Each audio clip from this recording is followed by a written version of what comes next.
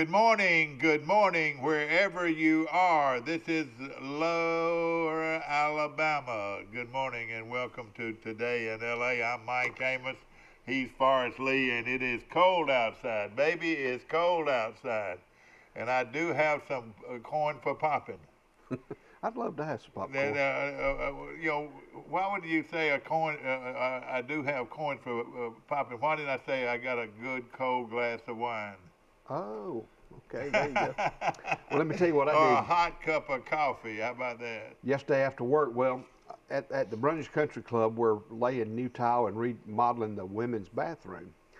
Well, we That's good news to go well over we today in LA this here's the morning. rest of the story. We bought some tile from Lowe's that was on sale, like 23 cents a tile. Yeah, yeah. Which is very cheap. Well, we got to laying it. They got to laying it, and found out that half the tile was broken. So we called all the Lowe's. There was a reason Yeah, for that low price. we That's called right. all the stores in this area, Southeast Alabama and Opelika, trying to find some more tile to match it. They were out of stock. Well, I talked to a lady in one of the Dothan stores. She said, "I see where Troy has some." I said, "We just bought them out." She said, "There's about 1,100 pieces in Panama City Beach Lowe's." So I volunteered to drive. Did you I really? drove to Panama City yesterday afternoon and got home about 11 o'clock last Did you night. see the ocean while you were there? I could smell it. I can't It believe was that you dark. went down there and didn't at least ride by and look at the ocean. Well, I saw it from a distance. I should have run out there and got wet, but You I could have was got kind us some donuts too, you know. Well, were they closed at? Well, I got down there about 8 o'clock. No, they are open at 6. Thomas's Donut. Well, see, I left last night and got back. I mean, I left yesterday afternoon about 4 o'clock. Oh, And got back but about they were 11. still open. Well, they would have been open about 9 probably. Well, I got down there about 8. Hope everybody's So, wearing their masks this morning. It's dangerous out there. And we say, look at the odds, and look at the numbers, and the percentages. Well, I just don't want to be one of those percentages. And I think it's so important when you're outside the areas of your home and maybe the backyard and the front yard, you need to wear a mask. We've got a call coming in here right away. Good morning. You're on Today in LA. That's Lower Alabama, my friend. Hi, morning. How are y'all? What morning. kind of weather is in Northwest Florida this morning? It's 38 degrees. Great right now. 38. Graydon Beach, 38 degrees. Well, it's a lot colder here. It's I don't know if this is the airport temperature, but it's 28 right now where we sit, and we're still wearing our jackets, and and it does feel good. Most of the time, Steve has this place piping hot and ready to go, but today it's a little cool, it was. but feels very good. Surely there's lamps that are. Yeah, they are, and it'll be warm in here before long. And of course, we're proud of our set here in our studio here on South Brundage Street in Troy, Alabama. If you're watching in Sylacauga, Alabama, or Roanoke, Virginia, or Cozumel, New Mexico, or Mexico, you can see us live on Facebook this morning. And want to say good morning to all our friends and Merry Christmas and Happy New Year from the staff and the management of Troy Cablevision in Troy, Alabama, where this show takes place every Monday through Friday, right here on Today in LA. And it's just so nice to be able to reach all the people out there that are interested in finding out what's going on in South Alabama this morning. And of course, Forrest Lee's got a full report. Well, let's talk about Bob Williamson of the Pike County Sheriff's Office. He retired yesterday after 40 years. I happened to walk into for lunch. I walked into the half shell and I saw the big old table of deputy sheriffs, and Sheriff Russell Thomas was in there. I said, "Y'all must be having your Thanksgiving meal or your Christmas meal." He said, "No, Bob retires today." 40 years. Bob Williamson, and And what a fine young man. And probably, let me tell you something, when it comes to being handsome, that young man's been handsome all his life. I taught him coached him in football and PE back when he was in the 7th and 8th grade. And I don't know his immediate family that well, but he's been a blessing to Pike County, Alabama, and Russell had a lot of good things to say about him in the paper. But enjoy your retirement, Bob. I told him, I said, you need to crank that old sawmill up. There's a sawmill right there close to where he lives that's in his family. And he said, no, it take too many people to run that thing. Well, let me tell you, he'll be doing something related to the law enforcement. He's too good a man to be sitting by and not doing anything. And with his experience, there's a lot of businesses and industries in this area that would love to have him a part of it, Right. Mike, do you think Notre Dame got a break by not having to play their last game? Who are they going to play? I'll tell you. Well, it's just it gives them an extra week.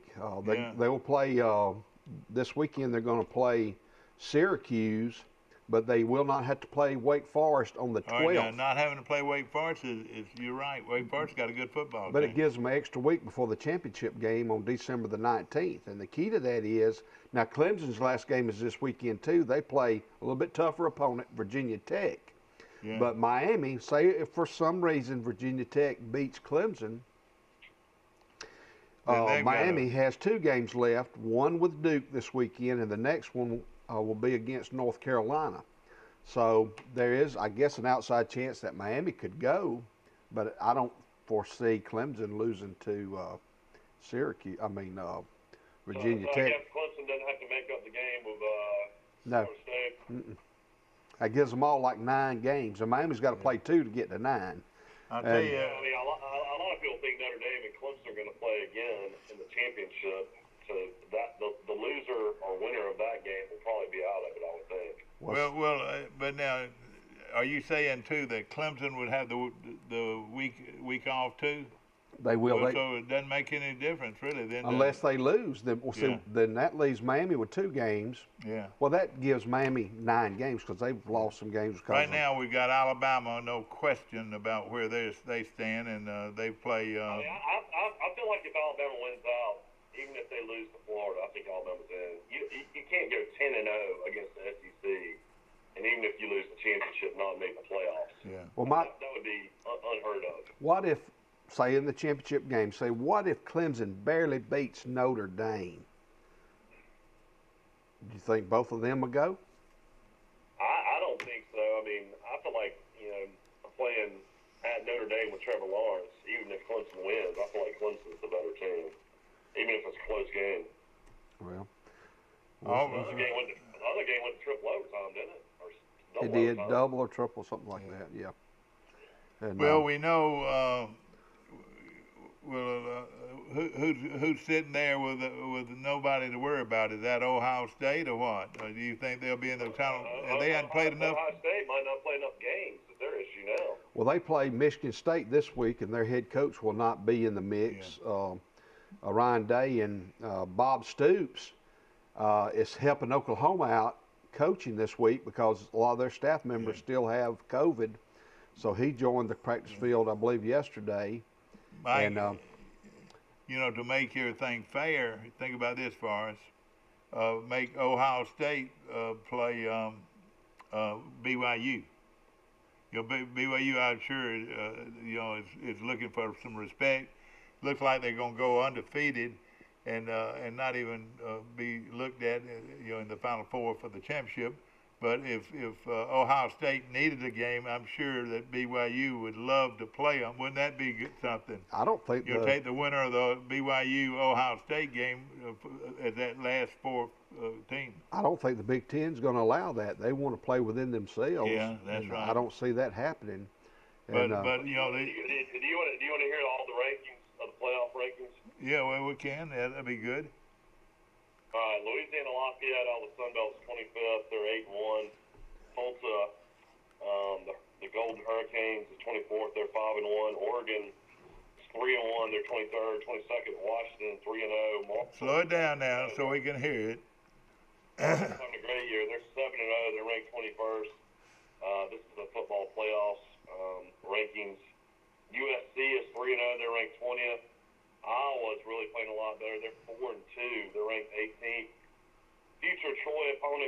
Carolina is 9-0.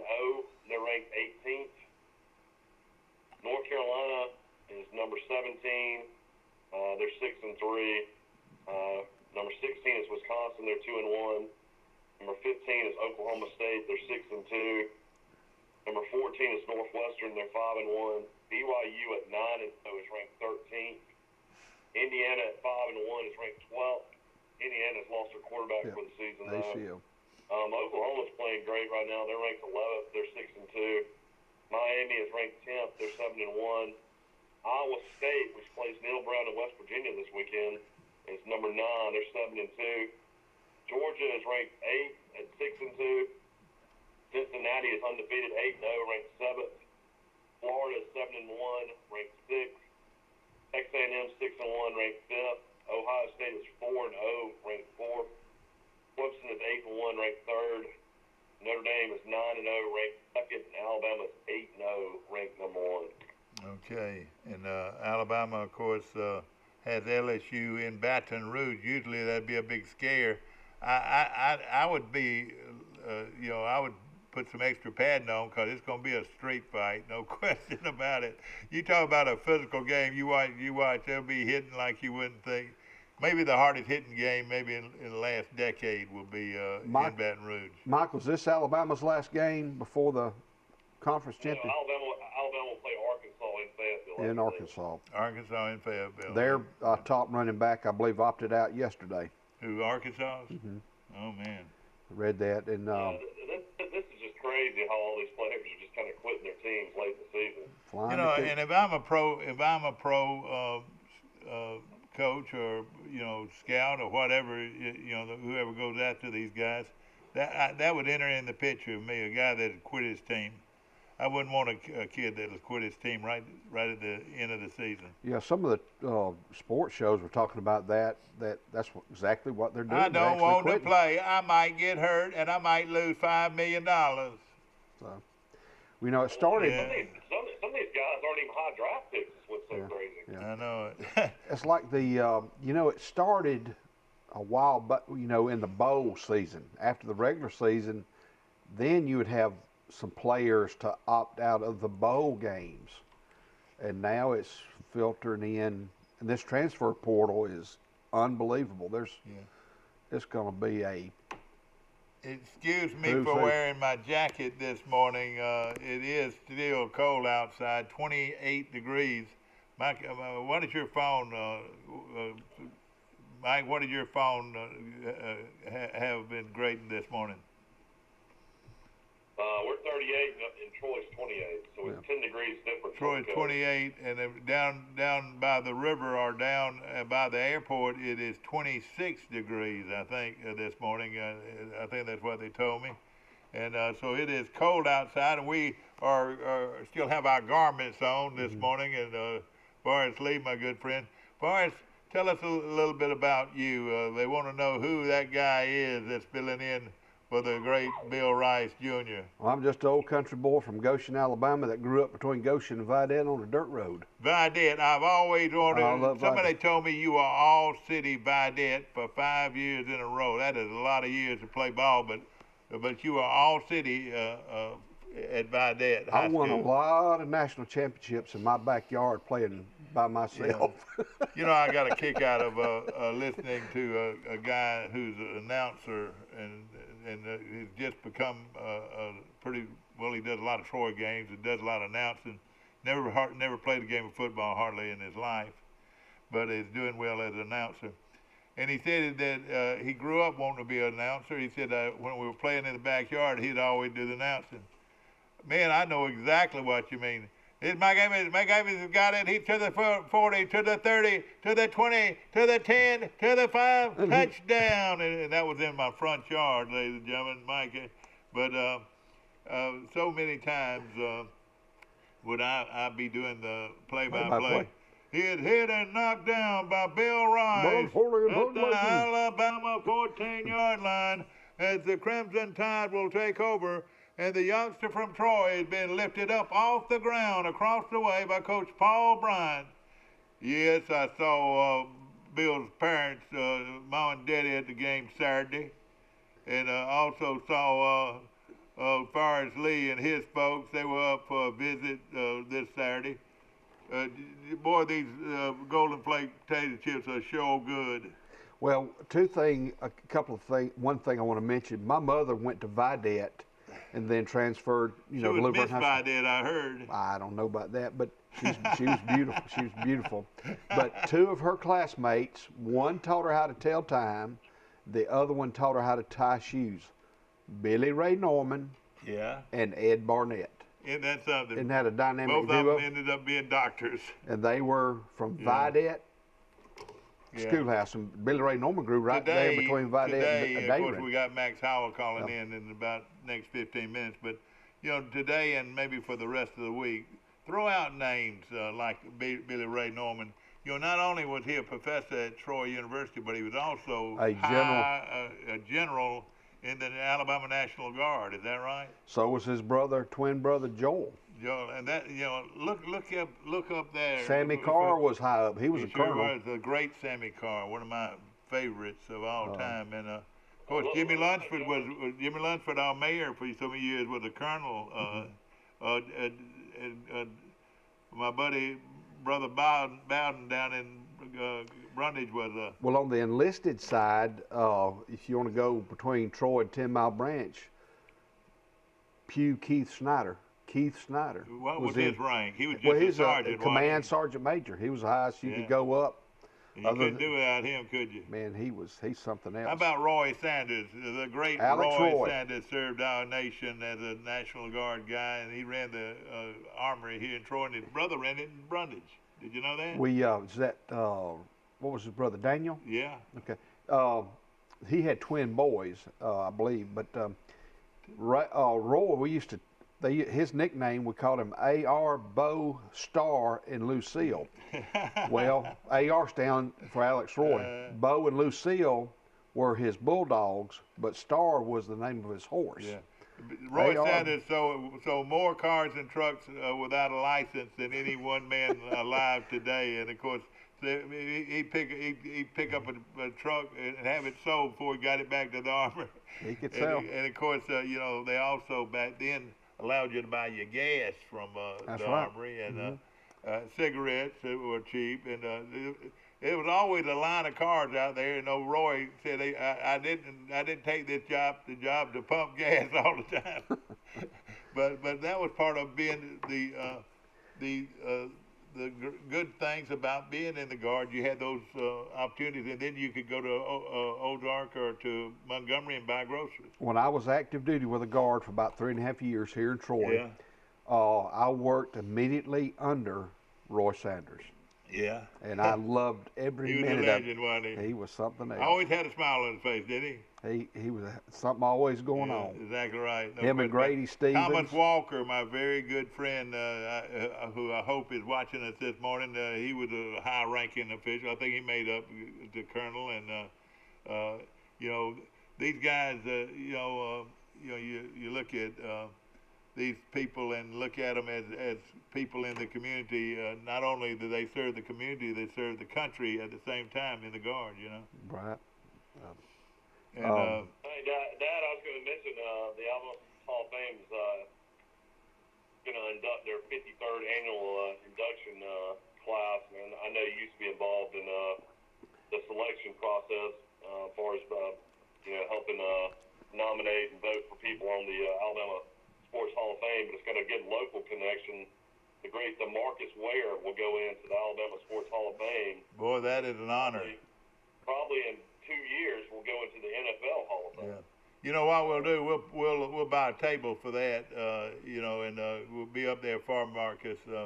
Marcus Ware not only was a great football player, he was a great man, and like a Cornelius Bennett, gave back to his community. And I remember when I might start crying. I remember when he was inducted or was drafted by the Dallas Cowboys, and he came by to see me and to thank me. He said, I just wanted to say thank you for what you did for me when I was at Troy. Was he number 4 or number 6?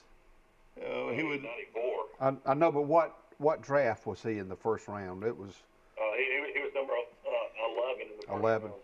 He was extremely humble, and he came here. I remember when he came here, he was 6'4" and weighed 195 pounds, and he was a split end that did, which, looked pretty good as a split end because he could run. Well, he ended up in the final pro day at Troy, where the pros came in to look at the players, and they had all these big, pretty guys. These wide receivers in Alabama and Auburn folks were there, and they ran them. They started testing them. How high do you jump, and how fast can you run around a circle or whatever. They got to the 40-yard dash, and all these big, pretty guys were running 4.5 40s and 4.6 40s, and in a minute the guy went up and ran 4.49. And he was 6'5" and weighed 258 pounds, and his name was, DeMarcus Ware from Auburn High School. He outran them all, and he was going to be a defensive end, and he was, rated one of the top defensive end prospects. But all those guys that were holding, I was there that day, and those guys, they kept walking around with their clocks and putting them in people's face. Can you believe that? Can you believe that? And these big old pretty sprinters were running 4.5 40. He ran 4.49 in the 40-yard dash. Larry Blakeney, Richard Shaughnessy. Bill Parcells. You know Bill Parcells? Oh, yeah. Yeah. Yeah, Richard Shaughnessy was dynamic in developing those players. Put Richard Shaughnessy's name down there. To be honest, since Shaughnessy is not the strength coach anymore, when's the last time Troy even had a guy get drafted? Hey, you're exactly right. Let me tell you this: Richard Shaughnessy. Anybody that tell you that he had not paid a price for Troy, he has been a great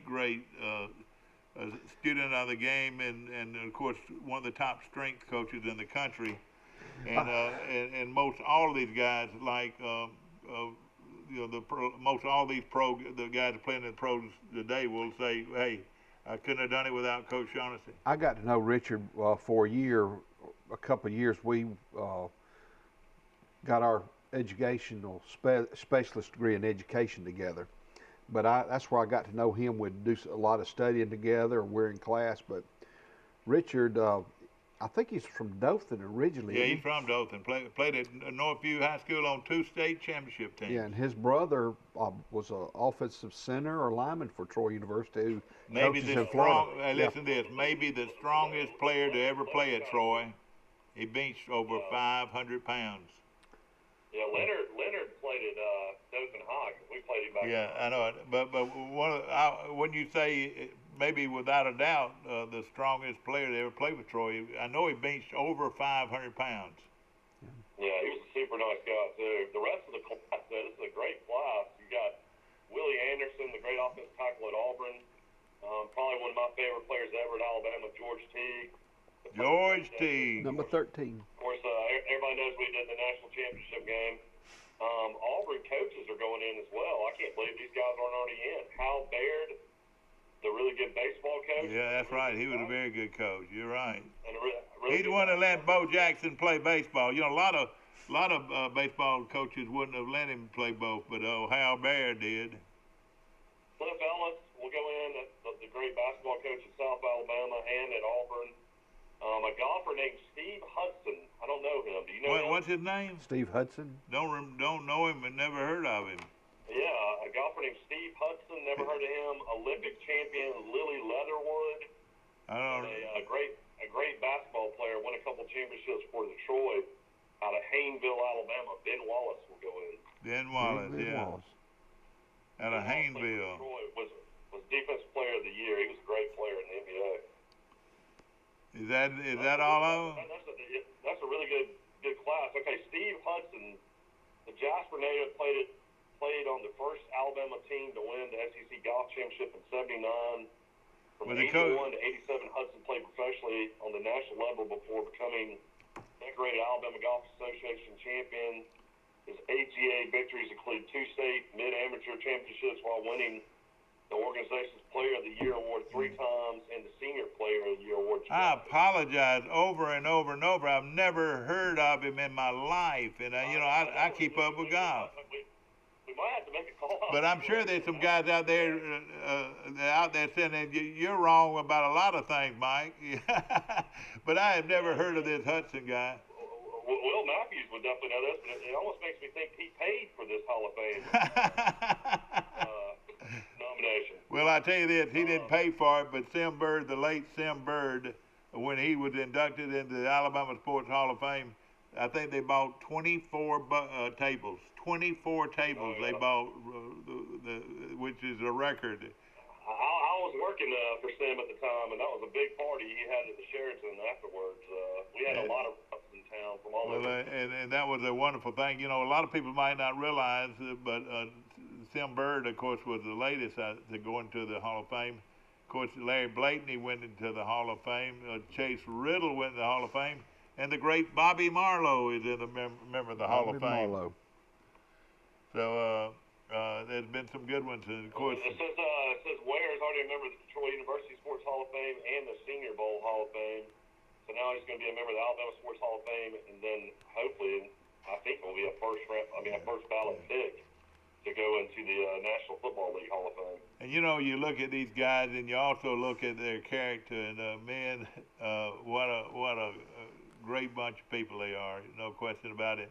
And that is a great Hall of Fame. And of course, a guy that's going into the Troy University Hall of Fame, Max Howell, will be calling in just a few moments, and we're going to find out. Breaking news in football, this coaching carousel is already, starting to go around, and very interesting hire here. Jeremy McClain, the former Troy athletic director, is now the athletic director of Southern Miss. And when Chip Lindsey got hired, they said the second choice for the job that didn't get it was a guy named Will Hall. Now, Yeah. Will Hall was an All-American football player at UNA for Bobby Wallace. He later became the head coach at West Georgia, later became the head coach at West Alabama, took both those programs to the playoffs. Will Hall is the offense coordinator at Tulane. So he'll be leaving Tulane to become the head coach of Southern Miss. Oh, I knew they'd do that, and he's going to be a good one, too. Very interesting. You've got a guy that's got proven, head coaching experience, of course, at smaller levels. I think this is a slam dunk hire. I do, too. Amazing how all this works. He interviewed for the Troy job. Of course, Chip Lindsey gets the job, and now Hall will step in. I think he's from Mississippi and be the new Southern Miss coach. Yeah. So a lot of interesting stuff going on with coaching. We're going to find out a lot of stuff here in the next couple of weeks. I could be wrong here, but I want to say he was on 3 national championship teams in North Alabama. They won 3 in a row. He was the quarterback. He won the Harlan Hill Award. Yeah, and of course, you know who his coach was, don't you, Mike? And I could cry. I don't know why I'm so emotional this morning, but the great Willie Tullis. No, not Willie Tullis, but Willie. I don't even know who I'm talking about. Willie Slater, of course, who's got more places. He doesn't have enough places on his fingers to put his championship rings. Willie Tullis won a state championship, a national championship at Livingston. Willie Slater. I don't know why. I see Willie Tullis every Saturday at the games, and boy, was he a great one. But Willie Slater won 2 at Troy, won 3 at North Alabama. That'll tell you a little bit about him. And I read where Neil Brown said he is not a candidate for South Carolina. For South Carolina, I read that yesterday. I don't know why. I don't know we'll why see. he wouldn't be. As good a program as West Alabama. That was my man, and he got off the phone real quick. Usually Will Muschamp, when he gets fired from a job, like when he got fired from Florida, he's a really good recruiter. So it's not like South Carolina wouldn't have a lot of talent. I can remember when Willie Slater walked into the athletic building at Troy. We were having a meeting, and Chan Gailey came in and says, and I mean, he looked like a guy that just got through baling hay, just hard, just rippled Chiseled, and hard nosed looking, and just as country as you could get. And Chan Gailey says, this guy right here is going to run our offense. And we looked around and said, I said, well, he sure don't look the part. But let me tell you this, ladies and gentlemen, Willie Slater is one of the great coaches that's ever been in Pike County, Alabama, at Troy. His teams were outstanding, and his players loved him. Where is he at now, Willie Slater? He's at the Tuskegee. Okay. He's been at Tuskegee for a long time, and that was the smartest move they've ever made over there, to hire him. Let's go to our phones here. Mike, going to put you on hold. We'll bring you right back. Good morning and welcome to Today in L.A. Mike, it's Max. How you this morning? Max, how won't you please? Where you been, Max? Man, well, I've been trying to get up with you everywhere, Max. Well, you gotta come to North Mississippi. I don't believe that one. Ladies and gentlemen, I've been facetious. I've stood him up about the last 2 or 3 times, and I do apologize. But you got to understand, turkey comes before interviews. Turkey and dressing. I understand that, my friend. Especially when you can buy dressing from Sisters. Man, the best dressing in the world is made by Sisters Restaurant in Troy. And hey, and I've never seen a good turkey without delicious dressing and cranberry sauce. And I don't want to hear anybody call it stuffing either, because I know they ain't from around. You're exactly right. Usually they were pulling that bread out from the carcass of that bird. You're right. And let me tell you this, that my son-in-law, I love him to death, and he's a gourmet cook, probably the best cook I've ever been around. And he was bragging about having oyster dressing. I said, man, the worst thing you could ever do is to ruin dressing by putting oysters in it. Don't you agree? No, I have one every year, Mike. I do an oyster dressing and the regular dressing. Well, I asked that question. I said, well, surely you had the regular dressing too. He said, no. No. Oh, is that right? Man, let me tell you, I like oysters. I like raw oysters. I like fried oysters. But I don't like oyster stew, and I don't like oysters in dressing. Well, you're in the majority, Mike. Yeah. I cooked for 14 this past week. I know you did. Yeah, and I just had a small oyster dressing. There was a few people that tasted, but the traditional was in the big, in the big casserole dish. It went away quickly. Yeah. I can tell you. Now a lot of people like the giblet gravy, but hey, listen, I've actually told my son to run to the grocery store on Thanksgiving Day, and we were sitting at the table to make sure I had jailed cranberry sauce. You don't like the homemade? I was not compared to cranberry sauce. I don't. See, man, I don't put jail on my table. Mike, what is your choice? Cranberry sauce or giblet gravy? Oh, I do both, Bill. I do. Well, I got to bring him in here. Let me put him on hold. Hold on a second, Max. I got to bring him, Mike, in here. There we go. I got you in there. Sorry to keep you out. We've been talking to you for 30 minutes and you weren't there. Where were you? You talking about me? Yeah, you. He forgot to bring you back. I don't know. I might have been trying to listen to y'all off the computer a little bit. Mike, let me just say something, and I'll be very humble about this.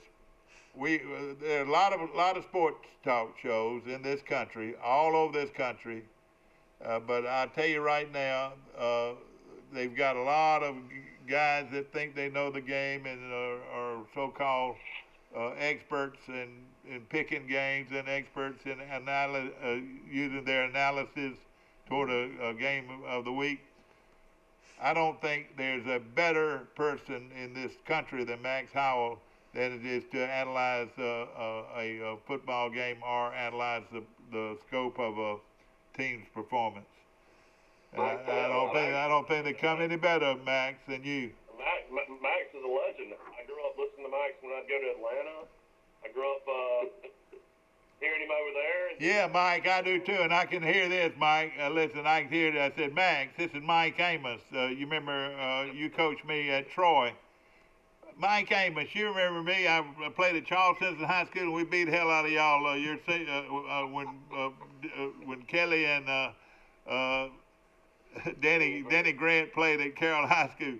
You remember me? He said, "Well, yeah, yeah." What I'm saying is, hey, he got to be so big he forgot who folks were. I'm just joking. I tell you what, I used to listen to Max every day driving home from in traffic in Birmingham as well. How long ago did you do your sports show in Birmingham? How many years ago was that, Max? 6 or 7? let's see, 7. Yeah, about 7. Yeah, I've been, About 7 years ago. In Mississippi for 7 years. I moved straight from Birmingham here, and we were there almost 3 years. And not only was he, when he was in Atlanta, not only was he a celebrity as far as having a football show, but all the girls liked him. And then he got this Georgia quarterback to come in there, and all the girls loved him. So everywhere they went, they had to swat the girls away. You know, they were always there, a line of them.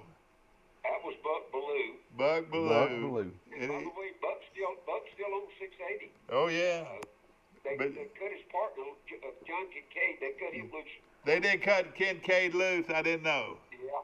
Well, he was the highest paid guy there. Yeah. And they cut him, but John's got a national show as well. He does with CBS. And, John will do well. And let me tell you something else about this. You know, the guy that owned it all, you know, used to drop by and just sit there and have coffee with y'all and shoot the breeze, didn't he? Yeah. One of the richest men in the world. That was the anchor for Cumulus Broadcasting.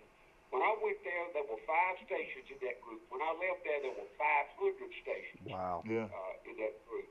So And we had the market. We had the Atlanta market. We were sold sports talk there for about 6 or 7 years with no competition. Yeah. And I told you guys before, and what was amazing to me, and I never kept up. I didn't know anything about the numbers and all that stuff. I mean, I understood you had to have them to sell your ads.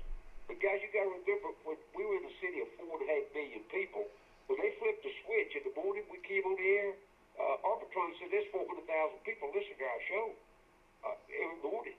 So, I mean, that you think about that in numbers, that'll blow you away. There's more people, listen, guys, there's more people in Atlanta than is in the state of Alabama. Oh, I know it. And you know what? And you were there. You were there, Savior, especially. You know, in the afternoons, you know, people driving home. What are they going to do other than, you know, raise hell at the other car ahead of him? I said, you know, just you catch somebody in a traffic jam in Atlanta. That's the only thing they could depend on was that talk radio. If I got one on, I could drive. A parking lot. That's a 4-lane going around Atlanta, and sometimes it'd be dead stop. Exactly right. We had a pretty composite audience, to say the least. But when I was talking about the richest man in the world, did his wife ever come by? Did she ever drop in on y'all? No. No, he knew better. You're talking about Ted Turner and Jane Fonda. Yeah, Ted Turner and Jane Fonda. That's who I'm talking about. Well, we were in the CNN building, and she came down every morning. It worked out next door. Did she? But that wasn't a highlight of the day. WWE, the rest of professional wrestling, was on the second floor. Yeah. CNN was. They all come by and put their head in the window. All those big professional wrestlers, we had them on the morning show on a regular basis. Yeah, one of them, Wow. my son, I thought we were going to lose my son. He got to be such a big, what was his name, the blonde-headed guy?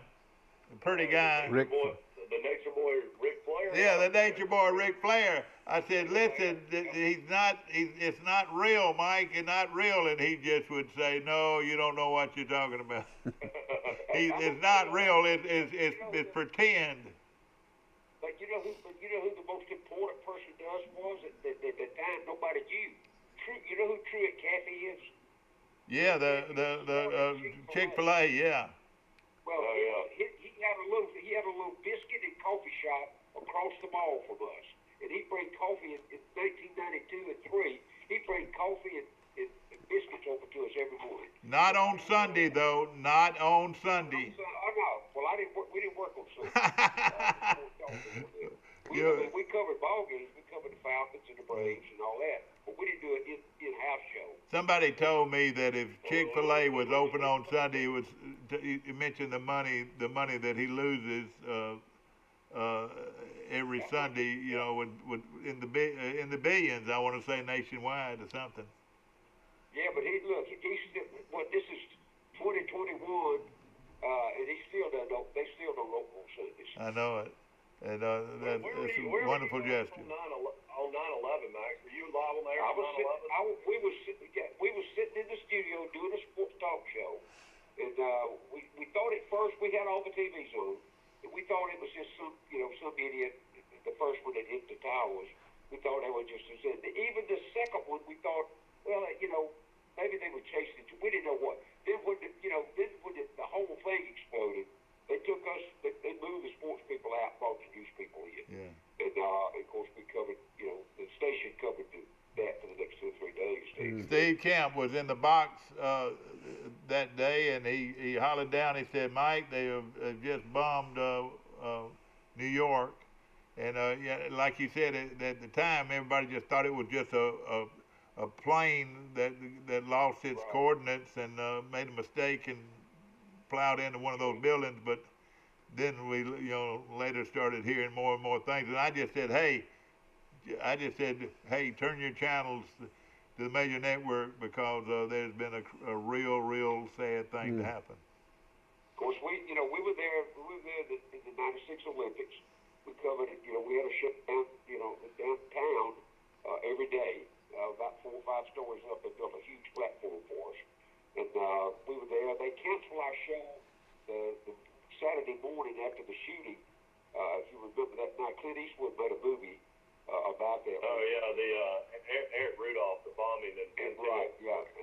I was there, Max, working. I just left that concert in Centennial Park, and it happened about 45 minutes after I left. And my wife and I came in there the next day, scared to death for Mike because all this was happening, and got into a jam on the bridge. That left. That went to the stadium. I've never seen so many people in my life on the bridge. People in my life. I haven't been to Mike. That was both crowds I'd ever been to. We left. We just finally just said, hey, we can't stand this anymore. We're talking about bumper to bumper people for several miles. Yeah, a former linebacker at Troy named Mitch Parnell was the head of marketing for Champion at Haynes, and they sponsored all the Olympic merchandise. So he came to the athletic department and hired me and another guy, and then two Troy football players that were from the Atlanta area, and we worked the Olympics for a month and a half. I lived in Atlanta, and we basically went around Atlanta looking for counterfeit goods, working for ACOG. All these retired FBI agents and all these other retired police officers. It was one of the greatest jobs ever. And we got free tickets to every single event in Atlanta. But that was a lot of fun. But during your time, and of course, when you came in and did what you did, on radio, that was a heyday of Atlanta. That was when everybody started moving in over there and all that. That's true. And you had these places called Studebecker's, and you had these places called Harrison's, and you spent all your time at Johnny's Hideaway. Hey, I mean, everywhere y'all went, though, really, you worked in the mornings, but then you worked at night. I mean, you worked terrible hours. Oh, it was, but you know what, Mike? Because of that, though, I never got caught up in all the traffic stuff. Yeah. My shows, even I did a morning show or midday, I would get there early, after the morning traffic, before the afternoon traffic. And then, of course, on Fridays we did remotes, and they put us in a bar somewhere at 10 o'clock in the morning. We do a 10 to 2 show, then we stayed till the bar closed. Yeah. We ate, drank, did whatever we wanted to all day long. And one of the more popular places to go was the apartment complexes. Every weekend, almost every night from Wednesday through Sunday, there was a party at one of these big apartment complexes, and more girls than you could ever see in your life at one time. It was quite a life, but it wasn't. It was not a very good life for a married person, was it? Well, that's why I ended up single, Mike. That's why I ended up single. I mean, we probably need to change topics. Yeah, we will. Let's turn to Forrest Lee.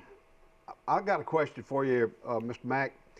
With the cloud over the LSU program, will Arkansas, Mississippi State, Ole Miss, and Texas A&M benefit as far as recruits and all? You know, is that cloud over LSU going to come to? You know, that always hurts the recruiting. But I'm gonna tell you, the recruiting now it starts back in the 9th and 10th grade. And those kids that are committed, you know, you get some that'll flip for various reasons. Sometimes not all legal, but you get some that do flip. But those kids that end up going to those other schools, there's a legacy involved. Their parents went there, or their friends are there, or the girlfriend's going there. There's a lot more to recruiting just going choosing a school. And you know, the average fan just thinks, well, they got a good program, they're gonna go, or the program's down and nobody wants to go there.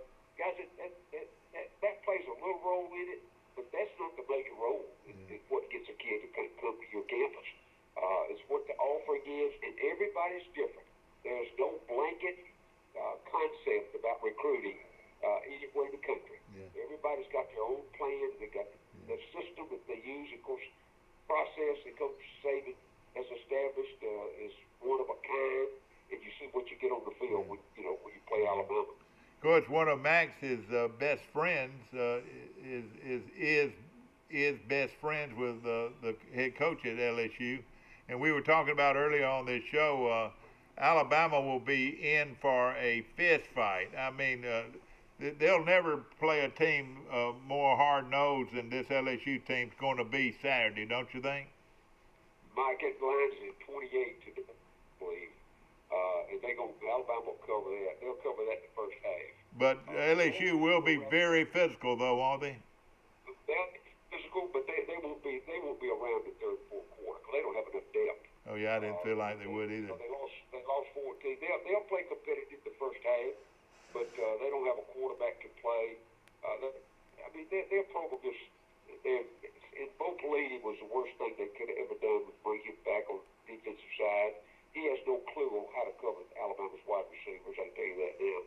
I'll tell you, wouldn't surprise me if Alabama didn't have 35 by halftime. Yeah, but what I'm saying is, I'm sure LSU realizes that, the coaching staff realizes that they're going to be outmanned. But one thing about the LSU program, they're real physical. They'll try to wear. What I'm saying, I don't know if they'll even try to win football, but they're going to win. They're going to try to win the physical battle in this situation. Dad, have you watched LSU this year? I feel like you're thinking about last year. They're the worst team. They're the worst. Look, I'm right along with Vanderbilt. The talent might historically have done. Well, with A&M though, they played A&M pretty close, didn't they? What was that final score? But A&M, do you watch that game? That was the worst college football. Kellen Mond played maybe the worst game I've ever seen in my life for a quarterback. Guys, he was 11 for 35 for 105 yards. You can't win in the SEC with a quarterback like that. I will tell you. Don't be surprised if Auburn doesn't beat them Saturday. Oh, I wouldn't doubt it. I'm not surprised at all. Yeah. I mean, if Auburn can get a few guys back healthy, I think they'll definitely beat them. Actually. Yeah. Well, that's going to be a good football game. They got to rank number 5 in the country. That's a joke. I'm telling you. If you watch them, that's a joke. What is your feeling? Of course, Auburn loses another tackle, and they're running out of tackles. I don't know what they're going to do. Yeah. I don't know, Mike. You're right. The depth situation there, the injury factor, it probably A&M will beat them if they come in there and play at all. But because I think A&M's got a little more depth there. But the game planning that Jimbo does sometimes, it just makes you scratch your head. Why evidently they don't have a number 2 quarterback. Because like Michael just said, the exhibition that Bud put on this past week was as bad as I've seen in the SEC in a long time. So yeah, they had the ball at the 50-yard line probably 7 times in that game and had to punt. Yeah, that's how bad they were. Well, and I was fixing to say that that Jimbo Fisher was one of the. At one time, I said he was one of the most overrated coaches, but I apologized yesterday saying that he wasn't. But y'all saying that really they're not playing very good. Max, who's Max's coach of the year in the SEC? Are you going with Pittman, who nobody thought would do anything at Arkansas, or now are you going with Eli Drinkwitz, who actually now has a chance to maybe go 6-4 at Missouri? Yeah, I think that'd be a toss-up there, Michael. I believe that. I think both of them have done a really good job. I think Pittman had less talent. That's still they did an awful job bringing in talent there that could play in the SEC for whatever reason. And you go back and look at that previous staff had all kind of contacts in Texas that came from SMU. They should have been able to recruit those Texas kids, but they couldn't get them to come to Arkansas. It's something about that program. They, much like South Carolina and Kentucky, they can't get enough. They get a few top-rated players, and the high school ball in the state of Arkansas at the top level is okay, but they don't have half a dozen schools that play at the top level in that state. Tell us what your view of the Auburn game was with Alabama. Did it pretty much turn out the way you thought it would, or were you surprised? I said Alabama would have 25 at halftime, and they had 21. I said score 50, and they should have scored 49. The winning score should be 49-6. Yeah, they fumbled that ball. Yeah. The guy that picked that one at the end would have run to the end zone. He would have got tackled at the 2-yard line. And then on the next side, they would never let Auburn drive 85, 90 yards for a touchdown in the last 3 or 4 minutes. Yeah. That's the part that the emotional part of having a guy like Nick Saban on the sideline as opposed to not having. Sarkisian did a really good job calling the game, guys. Really did a good job. They took advantage of all Auburn's weaknesses. But there's something missing in comparison when you try to compare him to Nick Saban. That mental toughness, that hard nose, don't give an inch for anything that Sarkisian doesn't have. And he probably was coaching the secondary while he was on the sideline too a lot. While he was more in touch with them. He's straight offense. He's an all offensive guy, Mike. He doesn't deal with it. No, I was talking about Saban though. I mean he was screaming at the TV and his wife for mistakes they made in coverage. I know that. Yeah. He admitted that. How long do you think he'll stay at Bama? How long do you think he'll? And I don't know where you see the new print that Dunaway's coming out with, the artist that draws for Alabama that does all the oil paintings. They got Nick Saban in a recliner sitting on the sideline. Oh no. Raising up and said, "Hey coach, what play did you call that time?" He's talking about Daniel Moore. Yeah. Well, exactly. But Dunaway does also. He's got a line out there as well. Yeah. They're both. Hey, Max, guys are licensed at the university. Max, we talked about this name many times, and we saw where Jeremy McClain, the former Troy athletic director, hired him yesterday. This Will Hall is a real up-and-coming coach. I think that's a slam dunk hire for Southern Miss, don't you believe? It was absolutely. I've been knowing Will since he played at Emory High School. He won the equivalent to the highest one in Division II at North Alabama, and he's been successful. He coached at West Alabama, which is Livingston. Wore that red sweater. He was known for that red sweater he wore. Yeah, I'm telling you, man, the kid, I've talked to players. Let me tell you something different he does. On the offensive line, he makes every lineman learn every position. He has to learn every blocking rule at center, guard, and tackle. So they're all interchangeable. He's done that since he first started coaching. And the guys, and he'll come in, they'll be what I call a purging when he gets to Southern Miss. And that'll be in the off season. Because there'll be some exits down there. Because it'll be some of those kids that can't play for him. And, but he'll build a program if they'll give him time. I can promise you. I thought it was a great hire. I really did. And he was the guy that wanted the Troy job. Troy could have got him. He was the second guy there, I reckon. Yeah, he was the runner-up. Yeah, his name has popped up, for several years along the way. But he's 40 years old. That was a good move. He went to he was at Memphis with Norvell, and then with Norvell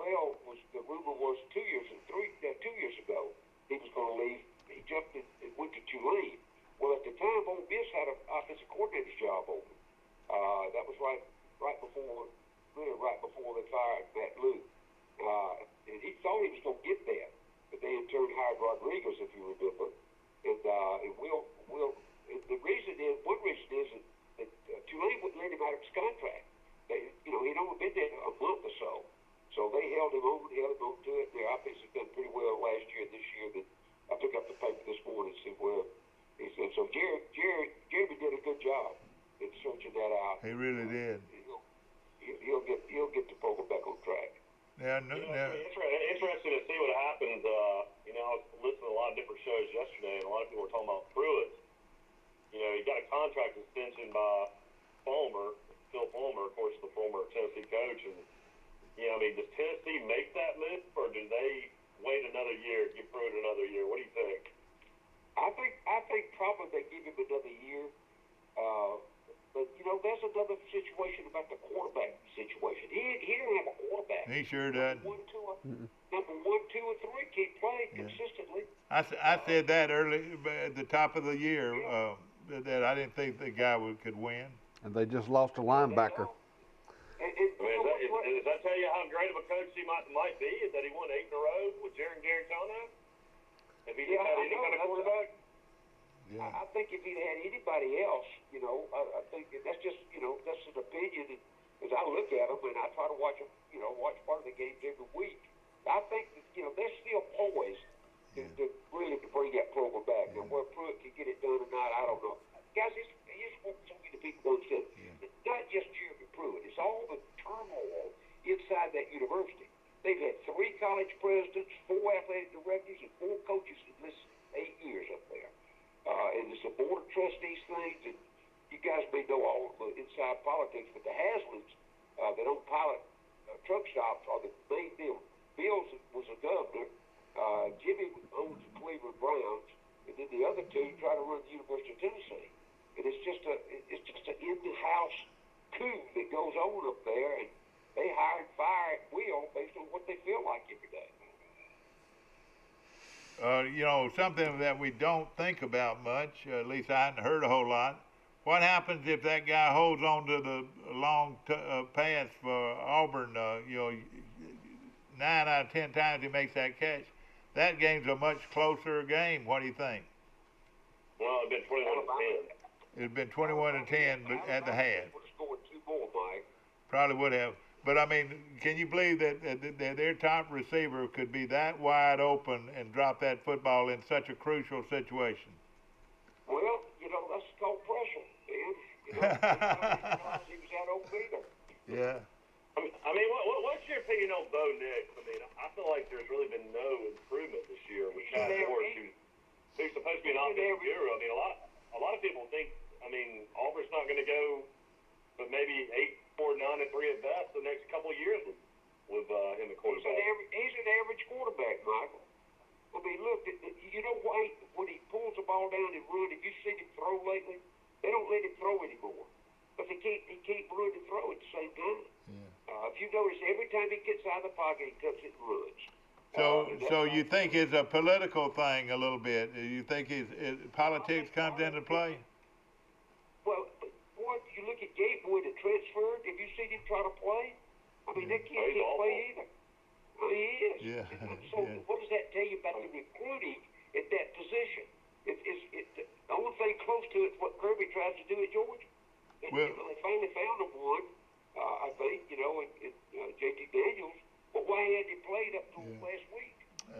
Look what Freeze has done with Malik Willis, though, the guy at Liberty. Malik Willis, that's right. That's true. He might be better than Bo Nix. Yeah. So. Well, Bo Nix has what you call happy feet, and he was running for his life at Alabama. Alabama put pressure on him almost every time. He made some plays running around back there on the run. He was better doing that than he was staying in the pocket. No doubt, I agree with you. But what does that tell you, though, about his offense? Until they found Bigby and he's hurt again. Before the running back, they didn't have a running back that could play in the SEC. They had the little kid. Yeah, we Mike. want to take our first break? Yeah, we will. Of course, this show is brought to you by Premier Dodge, Chrysler, Jeep, and Ram trucks on the bypass right here in Troy, where they've got deals you won't believe. Remember, nobody beats a Premier deal. Nobody.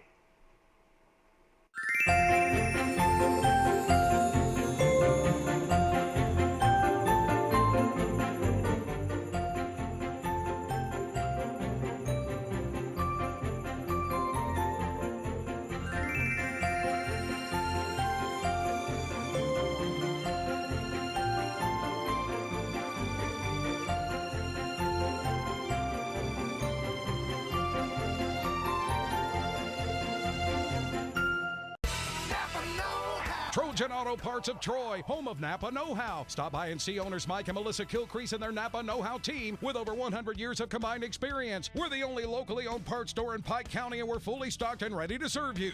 We pride ourselves on being your go-to parts store, not only for the simple items, but we specialize in those hard-to-find items as well. Trojan Auto Parts, the right part at the right price at the right time. Napa, a name you've trusted here in Troy since 1945. At the Piggly Wiggly, we proudly support our local farmers and bring you the best they have to offer, all at cost plus 10%. When you shop local, you reinvest in your community. Remember, buy local, shop local. Piggly Wiggly, local since forever. Our history is woven with the stories of those we serve. At Max, we've been a good community partner for 65 years. Max is dedicated to providing dependable financial services and to supporting our communities. We volunteer our time and share our resources. As a credit union, we've returned millions of dollars back to our members, local nonprofits, and small businesses. Max is honored to be a part of your story. We look forward to serving you for years to come. Analysis on Troy and what's happening. They seem like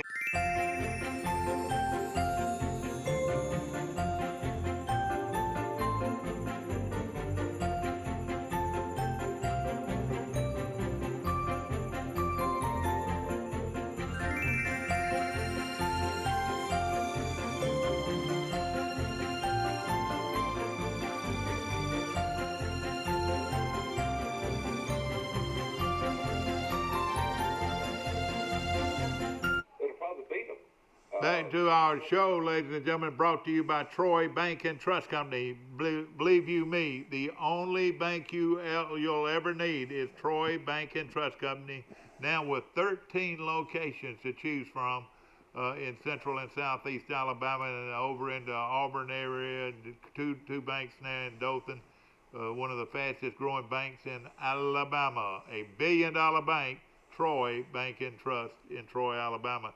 Max, how much that leather jacket cost you got on, man? Well, I don't know, man. I don't know. Yeah, let me tell you, I should take it off and show my black sweater, but let me tell you, it is so comfortable I can't take it off. I said I'll sit down and I'll take it off in a minute, but it's so warm. And Steve, it keeps bringing us all this delicious hot coffee.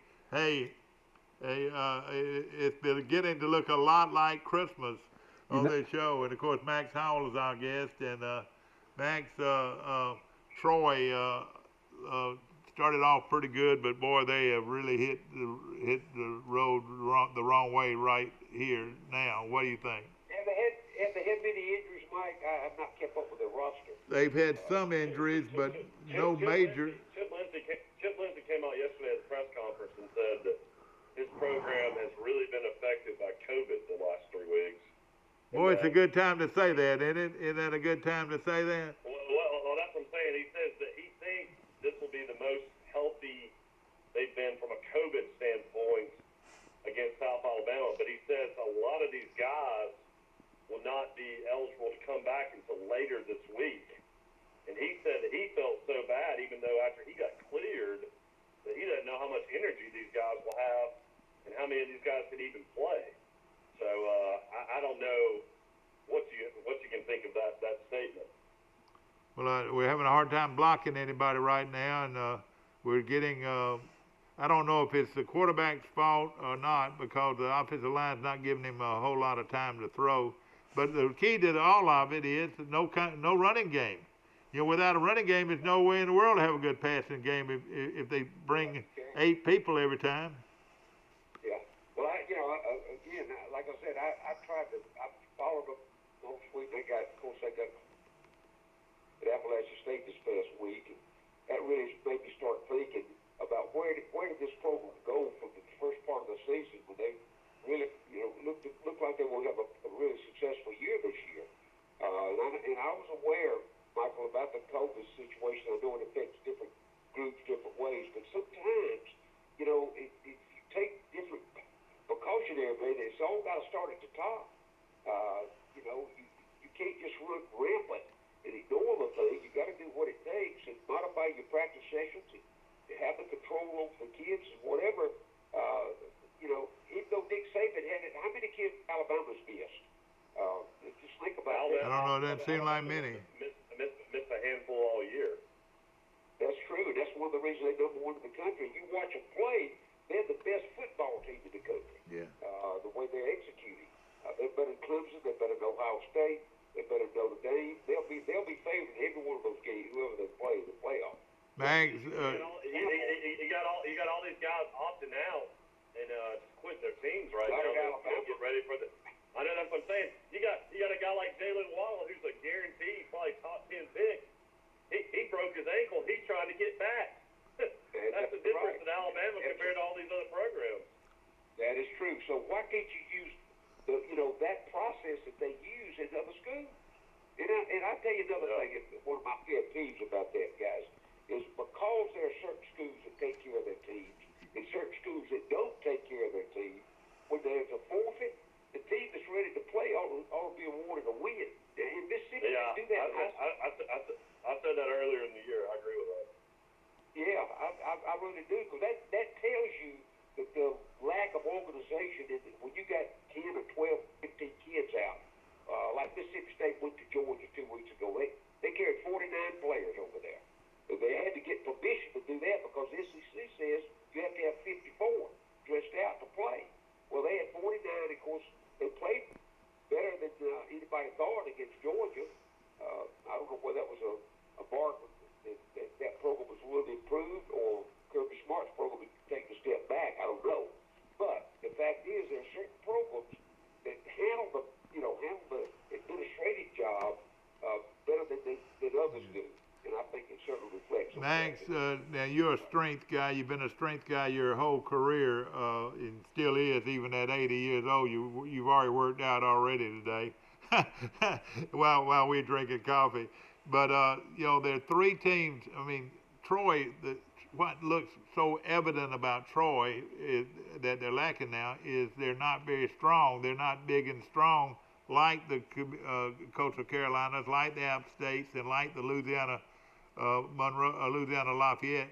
I asked Mike. I said, I was telling them about Coastal Carolina and Appalachian State being so physical. He said, "Well, Daddy, Louisiana Lafayette scored 70 points this weekend." So there's really three real good teams in the Sun Belt, and then you can maybe throw Georgia Southern in as a team on that's fair. What do you think? I absolutely agree. In fact, when a head coach is hired, the first assistant he better always hire is that strength and conditioning guy. For two reasons. One is certainly you got to have a program that's organized to make your team be conditioned at the end of the season as much as they are at the beginning. And second is that's the only coach that can stay with the kids on the field. That's right. Of the year. And we were talking about Shaughnessy. Of course, you knew Shaughnessy, and what a great job he did for so many years. And the players just loved him to death. You establish that, you build on that, and of course now he's not the football strength guy anymore. I think it's hurt Troy a little bit, don't you? Well, they fired their strength coach after last year. So Troy is already on their second strength coach in Lindsey's second year.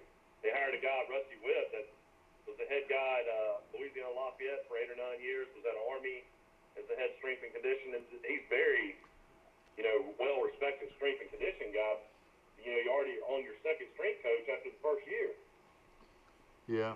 Well, sometimes the great was, you got to, it's more than just him having the background and all, because he has to fit where he is. I mean, that's, the personality and the expectations, it's just so much that goes into that hire, but I still say it's the most important hire you can have. It's more important the offensive coordinator, the defensive line coach, the secondary. It's more important than any of that.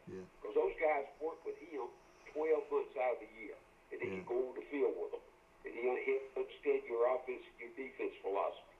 And if you don't have that, you see what you got. Yeah, no question about it. It seems like you're getting more into rah-rah stuff, you know, that rah-rah stuff, instead of that hit him in the mouth stuff, you know? You know what I mean? You know what? You remember that Billy that was where I learned about that, Mike. When Billy first came down, we started off, and we went 5-5 the first year, whatever, then we went 6 or 7 the next year, whatever. And we used to talk in the staff meeting. And Billy be the first to tell you, he said, guys, look, we don't jump up and down scream in the dressing room. You know, we get them all fired up to go out there. He said, because you get them all fired up, they run out the door the first time they get hit in the mouth, that all goes away. Yeah. And he's right. Exactly. You do your repetition, the games are won between Monday and Friday. Yeah. I remember that. And what happened to the days? What happened to the days when the coaches and the players were scared to death of the head football coach, like Coach Bryant? Man, listen, you know, back then they smoked. You know, back in the Bryant deals, you know, they smoked. Hey, none of them would ever light up a cigarette unless Coach Bryant lit one up first. I mean, they would be chewed out. You don't think the fear factor's still in Alabama? Yeah, exactly. The fear factor, it was still there. And of course, when Atkins was at Troy, the fear factor was there. Absolutely. You're right. And I you know. I believe we won with it, Mike. Yeah, exactly. Mr. Mack, was y'all's weight room under the Sartain Hall? That's Isn't right. that where Later on, they did. when y'all first started? It was a dungeon. It was a dungeon. I saw We took the weights out of the second floor over there. Yeah. And put them out there where the football team could get a hold of. And we also did a wrestling program for the linemen in the off season. They called it the demilitarized zone. You didn't go in there if you didn't belong in there. You were run out of there in a hurry. I remember, you know, after we won the championship in '68, Pete Jenkins came in '69, and he and I worked with defense and offensive linemen 4 days a week from January to August. We let them off on Friday, but we worked out every day. We put them in the weight room and put them in sometimes in shoulder pad headgears, but at least headgears and shorts every day. Put them in the stadium. And that was one of the reasons that, you know, that was why we won. The kids were prepared. Forrest Lee's got some information on some big, and then we're going to, when we get back, right off this, we're going to talk about some games this week. Forrest, tell us about the state playoffs. Well, it starts tonight. Auburn plays Thompson at University of Alabama. That kicks off at 7. And that's Pinson Valley against Spanish Fort for the the Southern. It's Thompson versus Auburn. That's Sunday, right. Yeah. Auburn High School and Thompson High School of Alabaster. Right. And hey, let me interrupt right quick, guys. If y'all realize that Auburn has got the chance to lose 2 games that Bryant did in the same week. Okay, I got you. I can promise you they're gonna lose tonight. I don't know whether you see Thompson play or not, but they got about great. 6 or 8. They got about 6 or 8 SEC players. You know, they always bring in a quarterback. Where's this guy from, Mike? Where did they get him? He's just a junior too. Yeah, this is the guy that was the backup from last year. They got 7 guys that are Division I prospects at least. Yeah. That's true. wow. All right, quickly tell us about the others. You've got that schedule, Mike, over under your Okay, sheet. my bad. I got it right here. Yeah, there it is right there. Okay, I'll say it for you. All right, again tonight, Auburn plays Thompson at 7 p.m. All these games are at Bryant-Denny Stadium in Tuscaloosa. Tomorrow at 10 o'clock, Montgomery Catholic will play Fife. Of course, Fife is Little undefeated. team on Sand Mountain, Alabama. And then that's the 3A finals. The 1A finals will begin at 2:45. That's Linden versus Pickens County. Linden is undefeated, 13-0.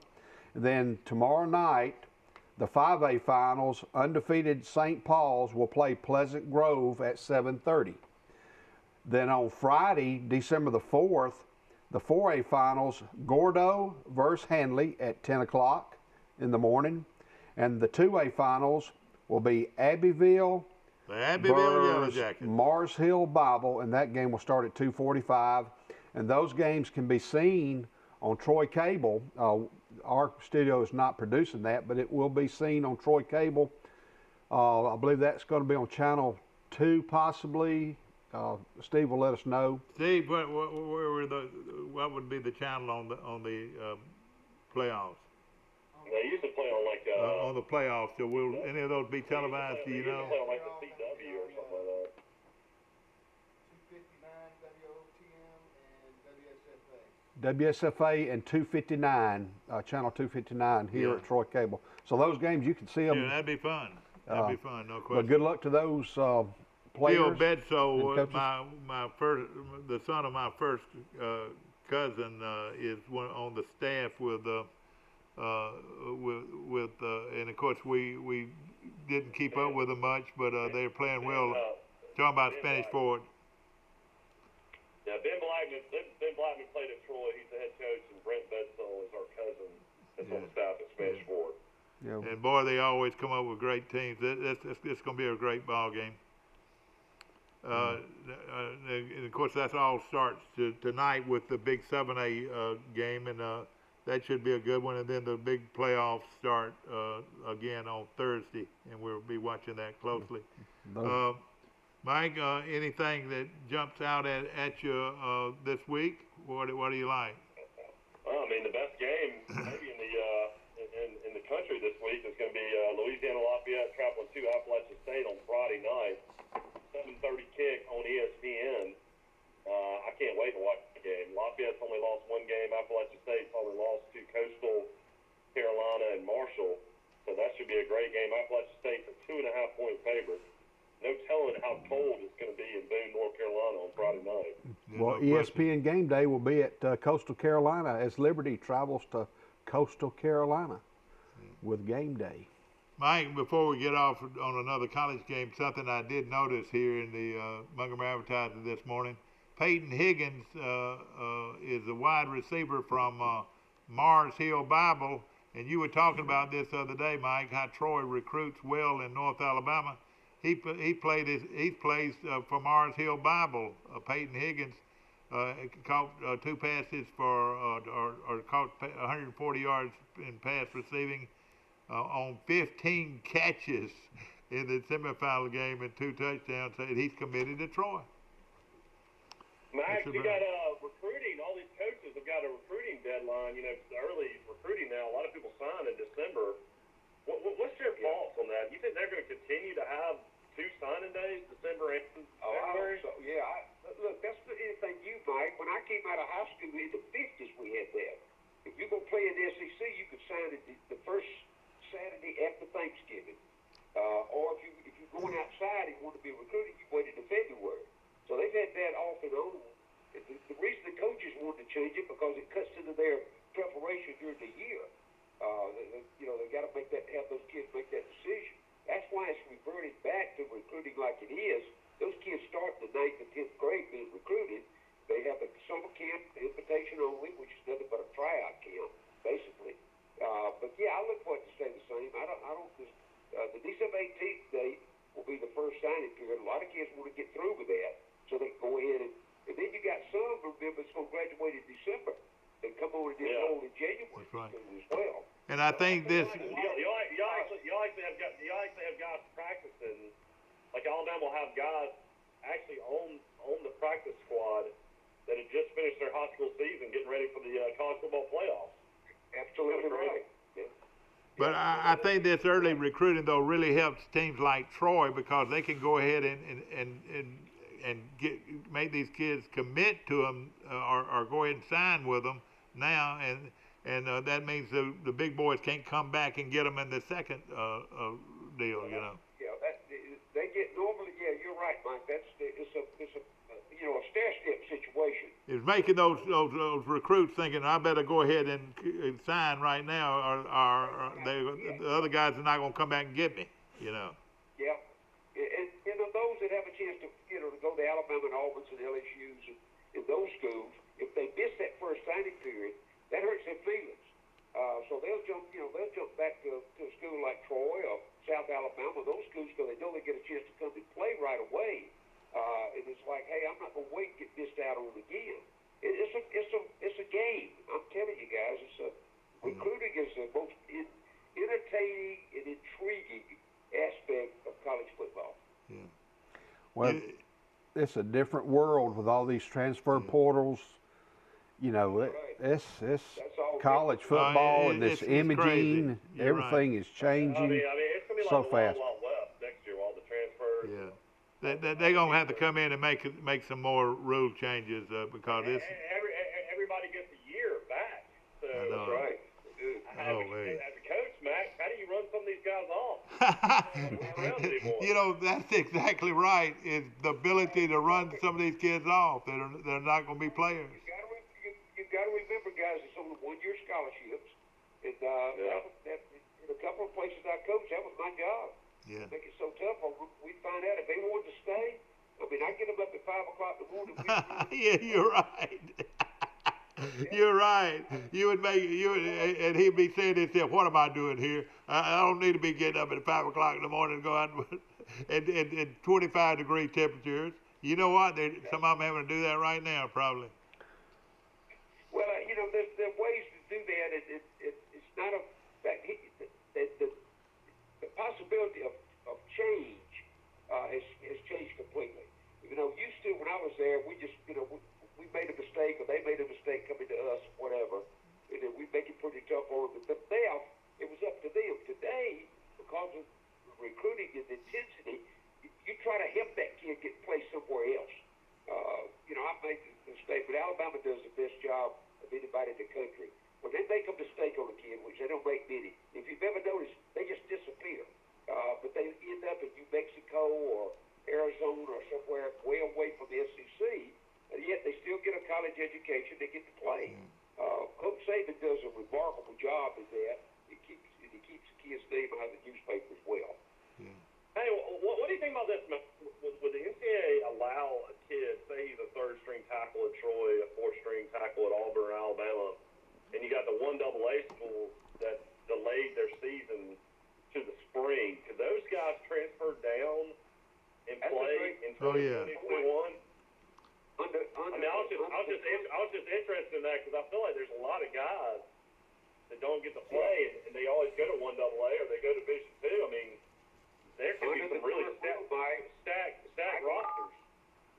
Under the current rule, they can do that because the rule says they become automatically eligible once they go down to the next level down. So that means they can finish the semester in December, enroll in a 1AA in January, and play in March. All right. In the spring. Well, Let me put you on hold and see who this is calling in right here. Good morning. You're on Today in LA. How you doing? Hello. Hello. You got me. All right, got you, Max. Got you still. Yeah, I'm here. All right, good. Yeah. Well, All right. does that give the kicker at Vanderbilt an extra year, the Fuller girl? She's playing against Georgia this week. She's going to be on the roster. Oh, I tell She's you what. a senior. Only problem is they can't score, so she's only going to be able to kick off. I know. I just hope she doesn't get hit. That's what I hope. Well, you noticed, you read. I mean, I picked up an article in our paper over here today. That's the only kicker Vanderbilt's got on the roster. Is that right? And now you know why they fired their coach. Will Florida State ever get off the duff? It did help Derek Mason to keep his job. Yeah. Whatever that was. Now, some of these teams are located over there near you, like Gordo. How does Gordo have these great teams every year? And they got another great team now. They got a quarterback that's out of sight. And how does of course they're located over there near you, and so is Pickens County is located over there near you. A lot of these. Cycles, Mike. If you remember Town Creek, Alabama. Oh yeah. Put about half a dozen of the Good family. That's right. Exactly right. You You notice that Alabama got all of those good boys. I wonder how much money was poured into Town Creek, Alabama. Well, I'm telling you, the economy blossomed. It's all I'm telling you. But But And Linden is another West Alabama team that's really good. right. But what happens, guys? Once the community gets their opportunity to get to that level, and they want to keep that level once their talent base actually burns out for a while, they get kids moving. Yeah. Let the group will offer get the dad a job, they'll get him a house. We've all seen that happen at every level. Mike, yeah. It's just sometimes it's more prevalent than it is at others. Well, the 5 quarterback last year that was a sophomore that was MVP in the state championship game. He transferred to Pinson Valley. He's a junior now. He transferred over to a bigger, more prominent school, even though 5 was. I think the economy at the high school coaching level. Yeah. I talked with a friend of mine yesterday. He'd already done a survey. There are 38 coaches in the state of Alabama, high school coaches in that state of Alabama that make over $100,000 a year. Oh yeah. So when you get that kind of investment in your program, you got to win. You got to win because the people will come see you if you don't. No question about it. So the coach at Thompson makes $165,000 a year. Oh man. Yeah. Well, I'm just saying, and they get other perks too. A lot of them get a house. They'll get a couple of cars, one for them and the wife. I just go down the list and run all of that, that value.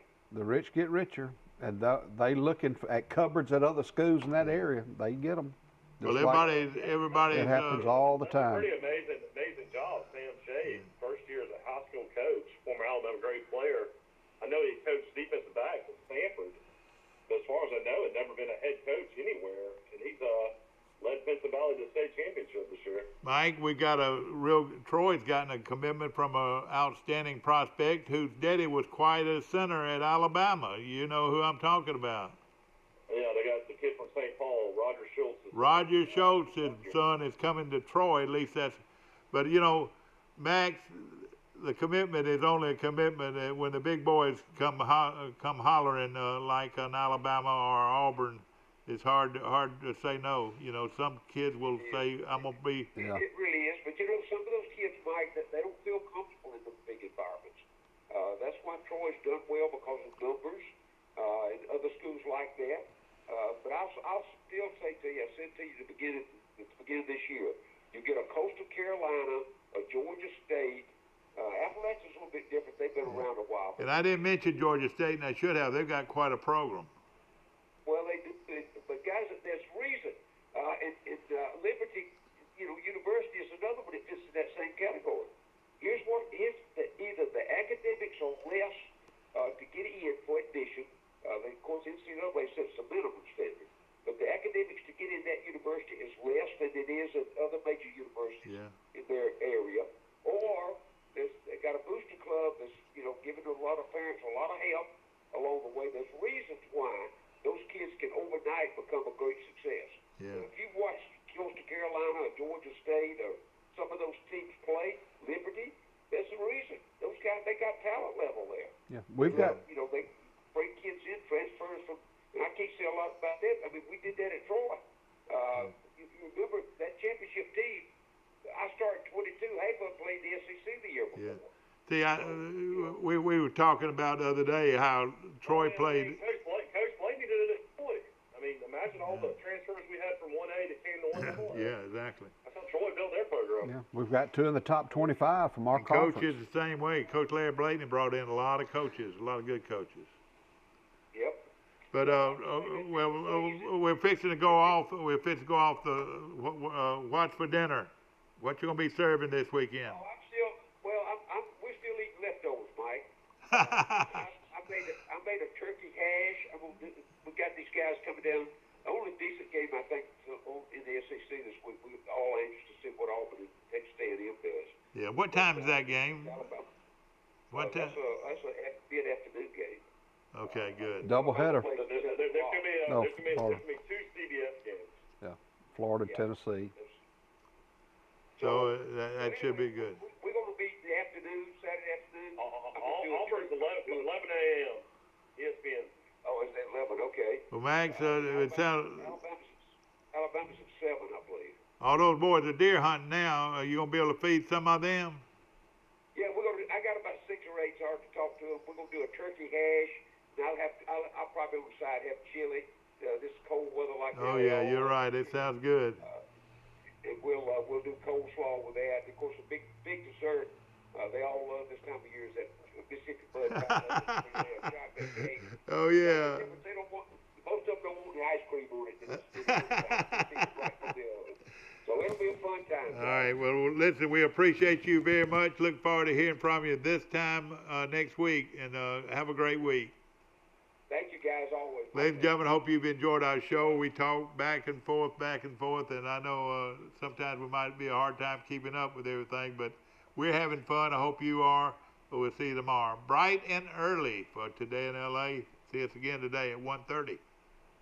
Troy Cable Security Wi-Fi doorbell camera allows you to answer the door from your smartphone when you are at home, at work, or on the go. When a visitor presses the button, Troy Cable Security sends a live video feed to your smartphone so you can see, hear, and speak to the person at your door. With the doorbell camera, you can have your porch light turn on automatically when it detects motion at night to create the appearance that someone is at home. You can view video clips so you can always know who stopped by when you are out. Troy Cable Security. You love them, protect them.